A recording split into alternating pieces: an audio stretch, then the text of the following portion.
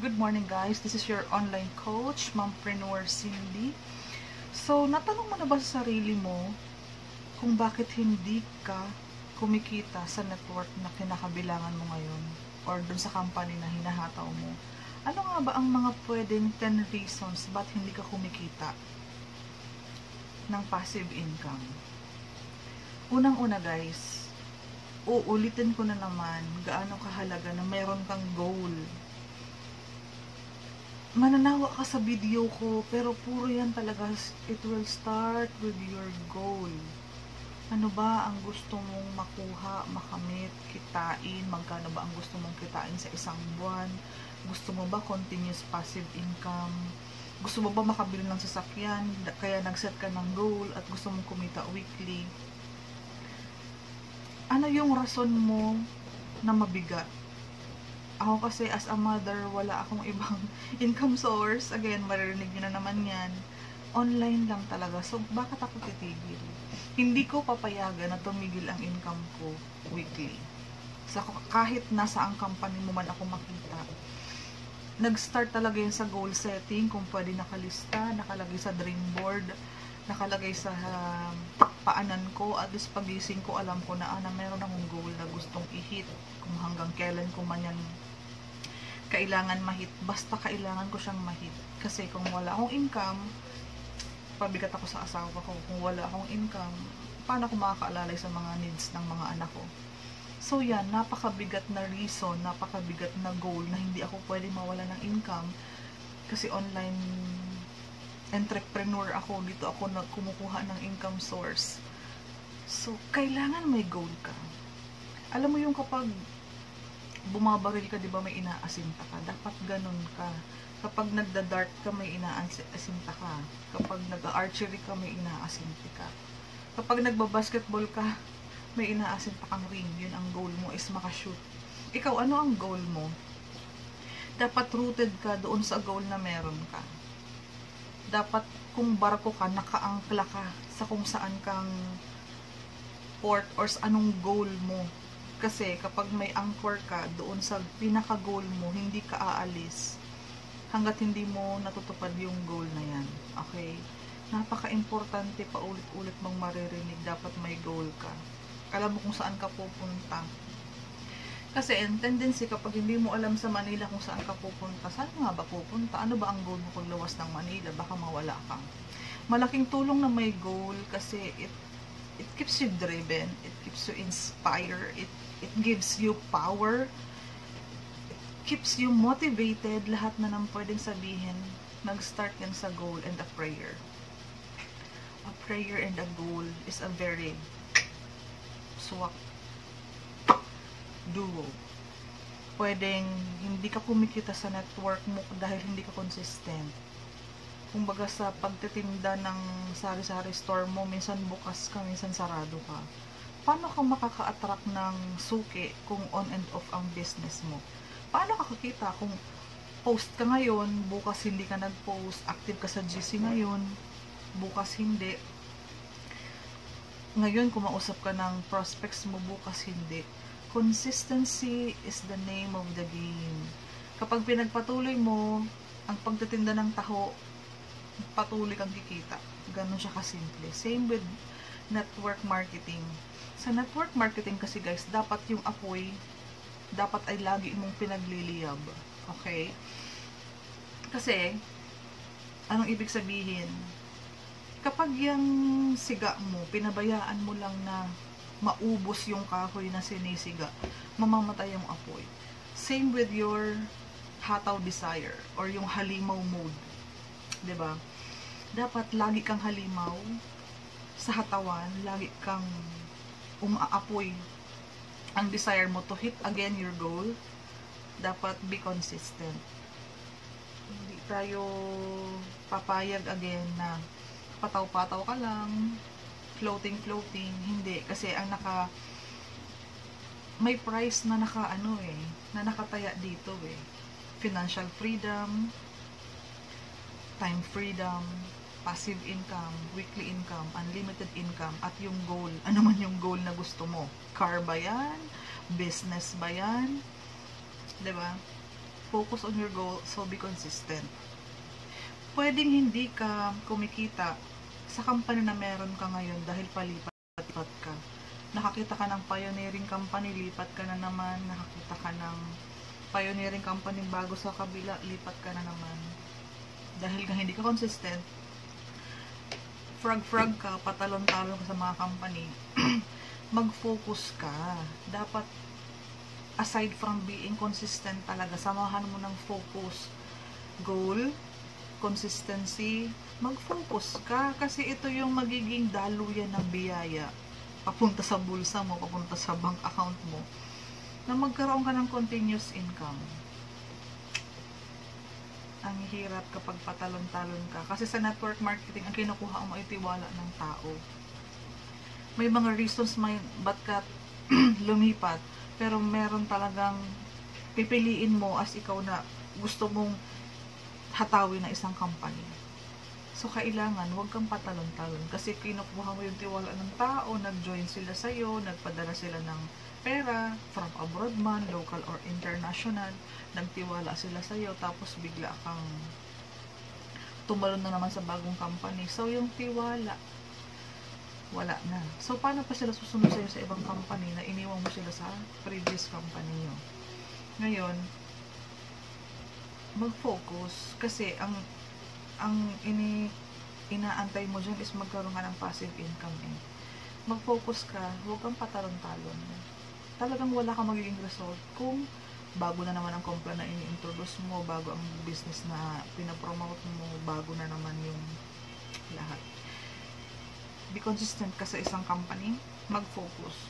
Isa lang muna para magkaroon ka ng mataas na chance na kumita ng passive income at maging successful. At the same time, mahit mo yung pinaka-goal mo. Ba't ka nga ba humahataw sa networking? Pwede din maging factor yung kulang ka sa strategies, kulang ka sa trainings, kulang ka sa knowledge. Pwede kasing kumita, hindi ka kumita kung kulang ka sa mga ingredients na yan. Kaya nga mayroon tayo mga free trainings sa YouTube para sa buong team at para sa ating mga manonood. Kailangan talaga yan. Alam mo si Pacquiao, ba't siya nanalo kahit magaling na ang skills niya?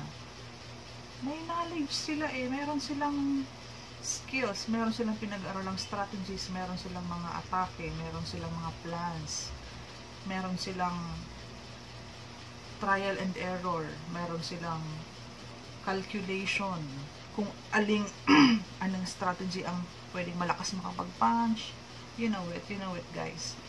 Strategies and techniques. Sa lahat ng business dapat merong ganun eh. Nakita mo ang SM, buy 2, take 3, buy 3, take 1. Yan, isang marketing strategy yan. So, ikaw, sa online marketing na kinabibilangan mo, pwede ka din naman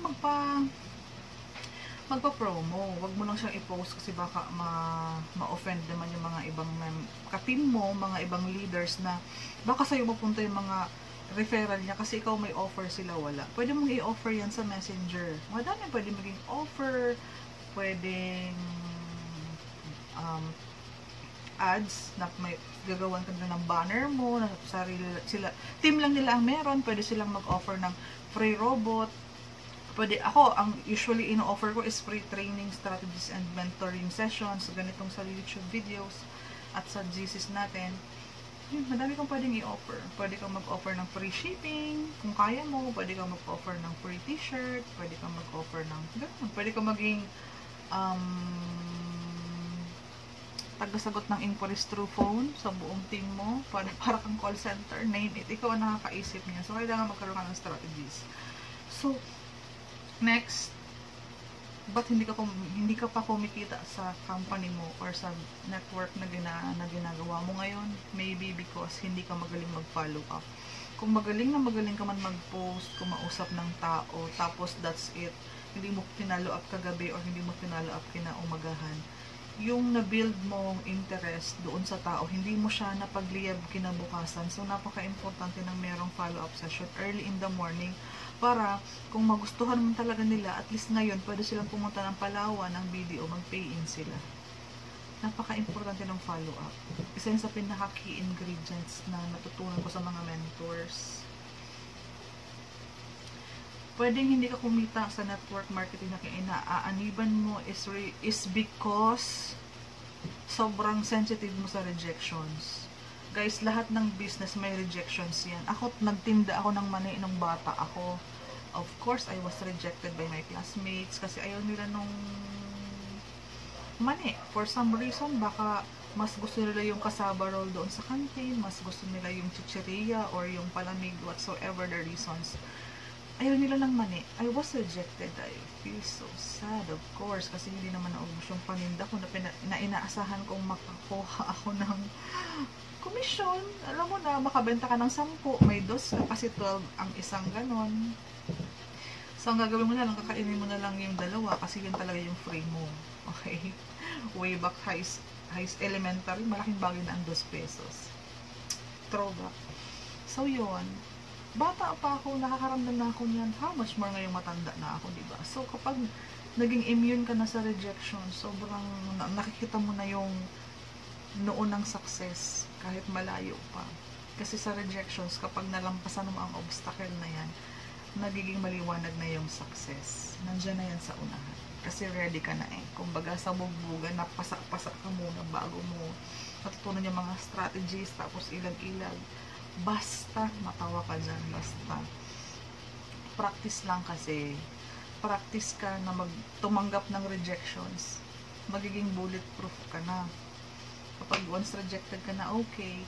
Kasi at the back of your mind, I am offering a very promising income source na pwedeng maging income source mo, maging weekly income mo. Once you've rejected it, it's fine. Maghahanap ako ng mga taong gusto din yumaman, gustong kumita weekly, gustong magkaroon ng financial freedom, time freedom para sa family nila. Kasi kami, wala kaming boss. Kami, weekly may income kami. Financial freedom, alam mo na, kapag gusto lang yung mag-McDo, pwede kayong mag-McDo.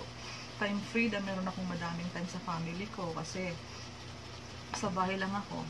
Mas pinili kong mag-online business sa networking kasi maraming kumikita dito. Kung nasaan ang madaming taong kumikita, doon ako. Parang ganito. Kung saan may mabangong ulam, nandoon ang ilong ko. Kung nasaan ang madaming taong may pera, doon ako. Anong ginagawa nila? Ba sila kumikita? Dapat kumita din naman ako. Wala akong pinagkaiba sa kanila. Willing din akong matuto, willing din akong magpaturo, willing akong magpakumbaba. Turuan mo lang ako paano ako kumita ng pera. Yan ang isa sa mga attitude na natutunan ko nang hindi na ako tinatalaban ng rejections. Kumapal yung mukha ko. Ma'am, paano kumita dyan? Anong ginagawa mo dyan? Baka makapag-racket din naman ako dyan. Kasi ayoko nang bumalik ng abroad, guys. Galing na ako ng abroad, 6 years. So, kung hindi ka kumikita sa network marketing na kinakaaniban mo, maghanap ka ng paraan. Bakit? Kasi kapag alam mo ang bakit, alam mo ang solution, di ba? So, kapag nawalan ka ng inspiration, pwede maging reason din yan, pero hindi pwede maging excuse yan. Ayokong maging excuse mo na hindi ako inspired. Walang ibang makakabuhay ng burning fire, yung desire mong maging successful kasi ikaw lang yun. But wala kang inspiration. Guys, money alone will inspire you. Try mong mawalan ka ng pera ng 2 araw, saan ka pupulutin? Buti kung single ka, ikaw lang kakain. Kung hindi ka kumain, okay ka lang, di ba? Pero for moms like us, like me, wala akong excuses na tinatanggap sa sarili ko. Masakit ang ulo ko, kaka-online, uminom ka ng gamot, matulog ka, umidlip ka, pagising mo, humataw ka ulit. Kasi bakit? May goal ako. Gusto ko lumilib, lagi yung desire ko maging successful sa buhay.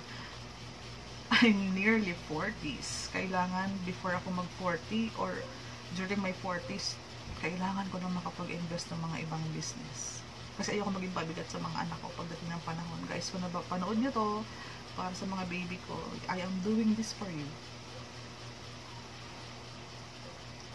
Okay lang mapagod ka.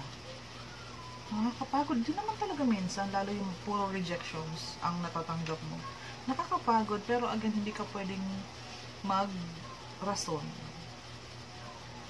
Or, dahil wala kang new learnings, dahil kaya wala kang power. So, kailangan i-educate mo ang sarili mo, manood ka ng mga videos, mag-training ka.